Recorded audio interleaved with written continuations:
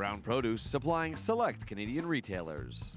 Krown Produce, proud sponsors of Canada West Football and Canadian University Countdown on Shaw.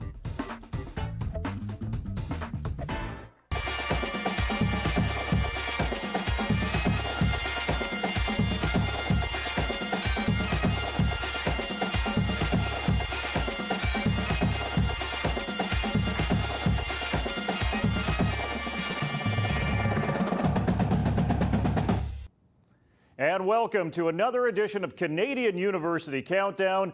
I'm Jim Mullen. Well, we've got Double Trouble back on the desk again, and they've got a whole lot to tell you about goings-on in Saskatoon, where there was a record Can West crowd that showed up for the Saskatchewan Cup. Take it away, boys.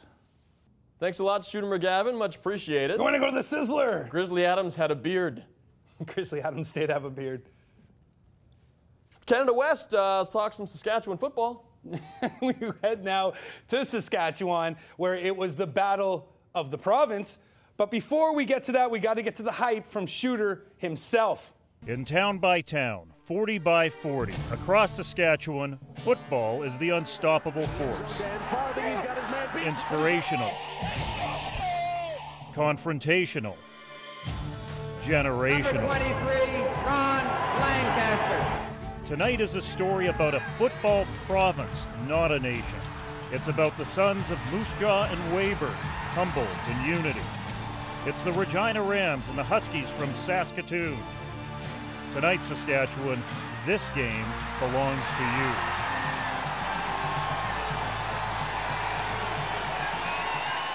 Look out, it's a giant husky! Ah, never mind. No, it's inflatable.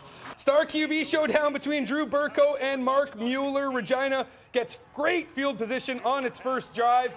Mueller, well, he takes advantage. He hits Conor Haas, 22 yards. Rams now in the red zone. Then it's Double J, Jarrett Janata for 18, which puts them on the doorstep. The bad man, Colton Solomon, takes over at center for Mueller, punches it in. Rammers on top. However, Burko has an agenda of his own. He finds Mitch Stevens, first down. Then it's Jeremy Andrew, first down, which leads to this touchdown from last week's Shaw Canada West Game of the Week player, Kit Hillis. Huskies take a 1-point lead. Hey, anyone see Jim Mullen somewhere in that toga party? Anyone? Anyone? However, the Green Dogs would lose Burko for the game. A blitzing Benton Gianni hammers Burko's non-throwing hand. He struggles on the sideline to grip the ball. His night is over. Second cue now, and Rams punter Chris Bodner puts up this high fly ball deep to center. Hillis misreads it, Rams recover, and it leads to this 18-yard major from Mueller to Colton Solomon. The bad man may have got away with a little push-off there, but hey, he's the bad man, so Horned Ones take the lead. Second half now, and the Rams start to climb the mountain. Mueller connects once again. Who else? Solomon. Then Mike Kiapway gets on the score sheet, punching in this 2-yarder. Regina's D would then step up. Kirby Kazama picks off Huskies' backup QB. Chase Bradshaw's pass rumbles down within that Sasky red zone. Thanks for that, Ryan. Kiapway would then follow up with this 5-yard strike. Rams giving the Huskies the horns, scoring 3 TDs in the quarter to go up by 23. However, the Green Dogs wouldn't go down without a fight. Yeah, Ryan just held my hand. Bradshaw makes up for that earlier interception, tossing this gem to Hillis. That's a 47-yarder. Next series for Sasky. Hillis hauls in this pass, breaks a couple of tackles into the house. That's his 3rd TD of the game. That's the 2nd week in a row he's done that. Huskies down just 9. But this sack by Ryan Wellman would force a fumble. Logan Brooks pounces on the biscuit. That's the ball game. Mark Mueller ups his status amongst those in consideration for the Heck Crichton, tossing 330 yards on 29 of 37 passes with 2 touchdowns. Mueller's best options on the ground and in the air, well, they did their part. Mike Kiapway rushes for 84 yards on 21 carries with 2 majors. Well, the bad man, Colton Solomon, caught 9 passes for 112 yards, also scoring twice. Green Dogs receiver Kit Hillis hauled in 7 passes, which puts him now at a nation's best 38 receptions on the year. Keep in mind, the Canada West record is 59, set by Josh Borger back in 1983. Beautifully done, my friend. Catch your breath. G-Bears clashing with the herd in the peg. Cam Clark connects with Danny. Don't call me Roman Turk. He goes 80 yards to the house. Look at him go. That's making it 7-0. Later in the first, Clark hooks up with Andrew Smith. That's a 44-yard score. We'll wait for him to finish. There you go. However, Alberta would put up 14 in the queue. Bisons lead by 3 after 15. Manitoba puts up a field goal, but this 13-yard scamper from Curtis Dell gives the G-Bears the lead at the half. Bisons would tie it up early in the third, and then Andrew Barry gets the Bear paws up, blocks the punt. He recovers it in the end zone. This puts up the home side, a lead they would never relinquish. Cam Clark with a beast of an afternoon, tossing 442 yards, which ties him with Shane Munson for the most yards tossed in the game in Bison's history. Andrew Smith hauls in 5 catches for 128 yards and 2 majors. Curtis Dell, pretty solid on the day, tossing 335 yards and 1 major. To the campus on Point Grey we go now, where the visiting Dinos had the T-Birds for lunch, trouncing the home side 62-7. The 55-point differential is the worst point spread UBC has lost by ever in a regular season game. Brutal! UBC now 0-4 on the year, which makes them now officially 0-14 going back 2 seasons. The Dinos, on the other hand, well, they just keep rolling. Valesky with a gem of a night, connecting on 89% of his passes. Take a glance now at the standings around the CW at the halfway mark of the season. Calgary still on top with that perfect record. Check this out. The Dinos are averaging over 49 points per game this season. OUA action now, and we begin at the brand spanking new Alumni Stadium in Guelph. New stands, video scoreboard, turf, uniforms, you name it. Largely funded by Gryphons head coach Stu Lang, which is pretty amazing considering Lang's contract pays him just a loony per season to coach the team.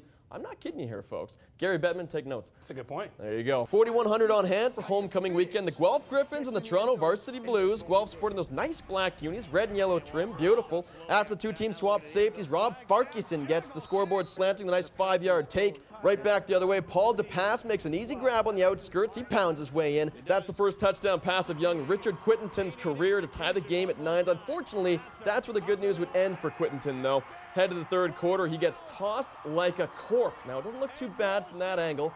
It does from that one, him lying on the ground. But watch the slow-mo. It looks like a how-to-make-your-own pretzel video. He would leave the game. He would not return. A few series later, Guelph keeps the momentum swinging in their direction. Rob Farquharson puts his head down.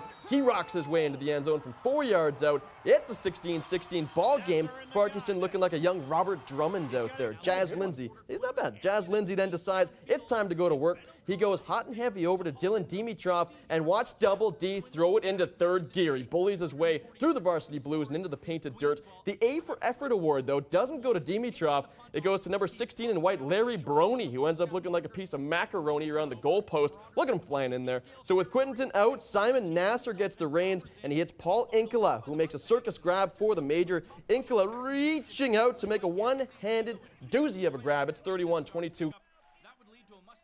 Toronto's defense would shut down Guelph, giving them one last chance, and with that last chance, in the final minute, Nasser gets picked.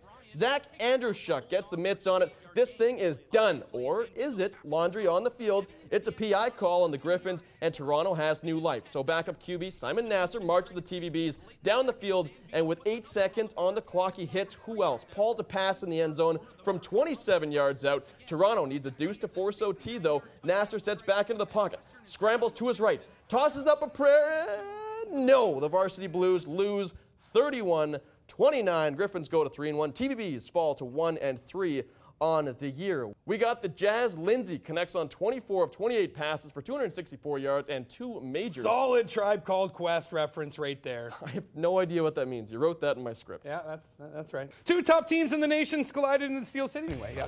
We picked this one up late in the final minute of the first half. Back up 19-3 when Kyle Quinlan airs it out, going deep for Ben O'Connor. Hauls in this 50-yarder. Marauders up 26-3 at the half. This just wasn't Queens' day, as Dylan Walmsley can't handle the snap, tries to run for a first down, but comes up short, putting Mack deep inside the Gale zone, which leads to this 6-yard scamper from Quinlan. McMaster takes this one with ease. Quinlan, who has to be the favorite for the Heck Crichton Award right now, tosses 340 yards on 25 of 36 passes with 2 TDs. He also carried the ball 8 times for 76 yards and 1 TD. Like a bold statement, Kyle Quinlan good at sports. Not bad. Yeah, not bad at football. Pretty accurate. The Purple Ponies home to Windsor, looking to get back into the win column, and it is the nation's leading rusher, Garrett Sanvito. He gets things going for Western, picking up 27 yards here. That led to a field goal. 3-0 Stangs after the first cue. In the second, the Marshall brothers go to work. Donnie hits Brian for a 28-yard gain. Brian takes a lick, though. He hangs on. Then it's Sanvito who takes it to the house. Western up 10-zip. Still in the second, it's Sanvito again, his 7th major of the year, which is tops in the nation, by the way. It's 19-2 Ponies at the half. Third cue now, and it's the Marshalls back at it. Donnie to Brian for 69 yards to pay dirt. That made it 29-2. Western runs away with this one with ease. They go on to take it 43-26. With the game out of reach, Windsor picked up 24 garbage time points in the fourth, like it mattered. Marshall connects on 11 of 18 passes for 208 yards and 1 major, while Garrett Sanvito rushes for just over 200 with, of course, those 2 touchdowns, leaving the Western faithful wondering, Tyler Varga who? Laurier took to the road, heading north to face the winless GGs. And it's the Ottawa faithful who like this start. Just 30 seconds into the game, and Aaron Colbon scrambles out of his own end zone to find Vinnie Campbell, who hauls it in, goes 106 yards to open the scoring. That catch was Campbell's only reception on the day, but hey, if you're going to catch just one, well, that's what you do with it. Double G's up 7-zip. However, the G-Hawks responded quickly. Steve Phantom goes 16 yards to Alex Anthony for the major. Tie ball game to the third cue. G-Hawks down by 8, but this Josh Prie 23-yard major puts them down just 1 to the fourth, and Phantom tosses his 4th touchdown of the day, this time to Tyrell Wilson. That's a 25-yarder. G-Hawks get a scare from the GGs, but come back to take it. With the loss, Ottawa starts the season 0-4 for the first time since Ryan was born back in 1987. Steve Phantom was outstanding for Laurier, going 15 for 26 for 218 yards and 4 majors. I think Molly could be your dad. Waterloo Warriors pick up their first win since that forced absence back in 2010. Brian Chris and Jamie Cook share the duty at pivot, leading the attack for the Warriors, going for a combined 20 of 32, 296 yards, 2 touchdowns. Nick Anapolsky caught 9 passes for 141 yards and the 1 tally. So the reigning Vanier Cup champs maintain their hold on first place in the conference, but with the Queens' loss, Guelph finds itself in a 3-way tie for second with Western and the Gales, while Waterloo climbs out of the basement a little bit with that win over York. 2 of Quebec's biggest stars collided in Montreal in what was a wet and wild affair. Jeremy Doyen-Rock and Alexander Nadeau-Pius in a battle of the conference's top pivots in front of an announced crowd of just over 3,500.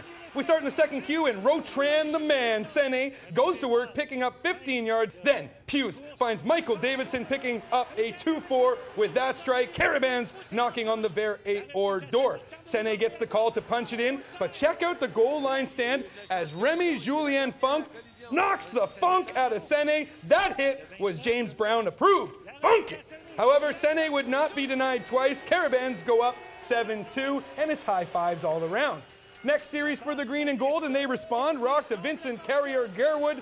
That's a pickup of 27, but Rock and company would have to settle for just 3 as William Dion splits the uprights for this 40-yarder. It's now a 2-point game, and the rain starts to come down heavy, but I'm not sure the rain was the problem with this throw as Rock underthrows this one. A surgeon, Anthony Cody, comes across the field, picks it off, but check this out. On the very next play, Pius tosses a ball that gets tipped right into Patrick Chenard's mitts. He's off to the races. Wait a second. Chenard's left foot steps out of bounds on his own 46. Heartbreak for the green and gold faithful as they would do nothing with the pick, and they're going to pay for it. First play in the fourth cue on play action. Hughes pumps once and connects with Alex Forche Labonte for a 47-yard gain. So you know what that means. It's Sene time. Here he grabs 7, and then he caps off the drive, scoring his 2nd major of the day, putting the game away for the boys in blue.